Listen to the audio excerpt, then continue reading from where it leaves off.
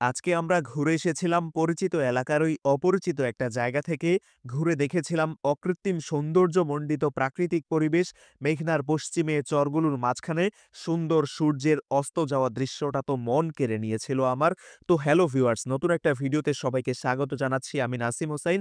আমার Nasim Hossain Facebook page থেকে যারা প্রথমবার ভিডিওটা দেখছেন অবশ্যই পেজটাকে লাইক ফলো করে আমার সঙ্গেই থাকবেন।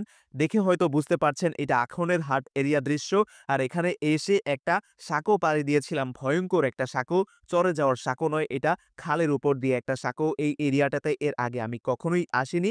হয়তোবা সাঁকোটা দেখে আপনি খুব একটা ভয় পাচ্ছেন না। কিন্তু ভাই এতটা উঁচু ছিল সাঁকোটা, যেটা হয়তোবা আপনি ভিডিও দেখে বুঝতেও পারছেন না। একেবারে লাইভ থাকলেই সবচেয়ে ভালো মতো বুঝতে পারতেন। ভয় পেয়ে কি আস্তে, আস্তে আমি সাঁকোটা পার করছিলাম, নিশ্চয়ই দেখতে পাচ্ছেন। একেবারেই ভিন্ন একটা অভিজ্ঞতা। হয়তোবা এর আগে কখনো সাঁকো পাড়ি দিয়ে অন্ততপক্ষে আমি এতটাও ভয় পাইনি, যেটা এদিন অন্ততপক্ষে এই সাঁকোটা পাড়ি দিতে গিয়ে আমি পেয়েছিলাম। জায়গার লোকেশন আরো একবার জানিয়ে দিচ্ছি। চাঁদপুর জেলার সদর উপজেলার ১২ নং চান্দ্রা ইউনিয়নের আখনের হাট এরিয়া দৃশ্যই এটা। সাঁকো পাড়ি দেওয়ার পর জঙ্গল সদৃশ একটা অংশ দিয়ে যাচ্ছিলাম। এরপর আবারও মেঘনা নদীর পাড়ে যাব, তারপর বাখরপুরের বিখ্যাত ৩ গম্বুজ মসজিদ পর্যন্ত আমরা আজকে যাব। আজকেও নদীর পাড়ে আসলাম। একেবারে ভিন্ন একটা রুট দিয়ে নদীর পাড়ে আসলাম। এই জায়গাটা দিয়ে এর আগে কখনোই মেঘনার পাড়ে আসা হয় নাই। চর এরিয়া সবসময়ের মতোই চর এরিয়াতে আসছি। আর তাছাড়া একেবারে সরু একটা নদী আছে বা খালের মতো হয়ে গেছে, যেটা আবার যখন মেঘনা নদীতে পানি বেশি থাকে তখন মূল নদীর সঙ্গে একত্রিত হয়ে যায়। আর এখন ওই সরু নদীর পরে একটা চর আছে। আর ওই চরের পর প্রমত্তা মেঘনার অবস্থান। তো বুঝতেই পারছেন একেবারেই গ্রামীণ পরিবেশে মেঘনা নদীর পাড়ে আসছি। নদীকেন্দ্রিক এরিয়াতে শীতকালে চর পরে আসি, দেখতে ভালোই লাগে। তো সেরকমভাবেই আজকেও আসা। আপনাদেরকে ভিডিও করে দেখাচ্ছিও। আখনের হাট এরিয়াতে আসলেও সবসময় যেই এরিয়াটাতে আসি এইটা সেই এরিয়া নয়। এটা হচ্ছে আমাদের পাশটা মাঝখানে চর আছে, যেই চরটাতেই মূলত সবসময় যাই। যেই চরটাই এখন আমার পেছনে দেখছেন। আজকে এসেছি এই এরিয়াটাতেই, ভিন্ন রকম একটা জায়গা। চরের পাশ দিয়ে হাঁটছিলাম, দেখতেই পাচ্ছেন ছাগল চরানো রয়েছে এই জায়গাটায়। আর এইটা হচ্ছে একটা জেলে নৌকা। বিকেল সময়ে নদীতে যাচ্ছে, সারারাত মাছ ধরে তারপর ভোরবেলায় ফিরবে। কি সুন্দর লাগছিল সূর্যের অস্ত যাওয়ার সঙ্গে এই দৃশ্যটা দেখতে।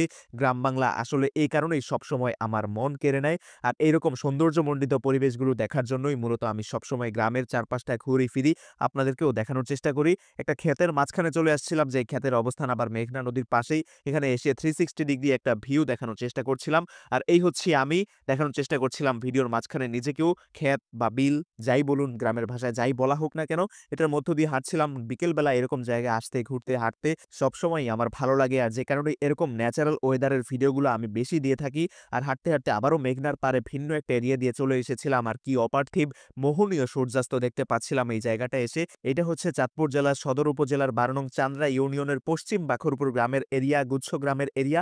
গুচ্ছগ্রাম নিয়ে আলাদা একটা ভিডিও আছে, দেখতে পারেন, আমার এই ফেসবুক পেজেই পাবেন। আর এখানে প্রচুর শাকসবজি দেখেছিলাম, যেগুলো মাত্রই চাষ করা হয়েছে, পূর্ণরূপে এখনো আসেনি।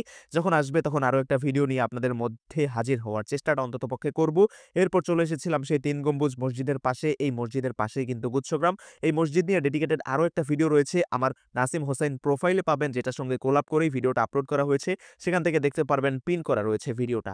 আজকের ভিডিওটা এখানেই শেষ করতেছি। দেখা হবে পরবর্তী কোনো ভিডিওতে। আমাকে অবশ্যই ফলো করে সঙ্গে থাকবেন। ধন্যবাদ সবাইকে।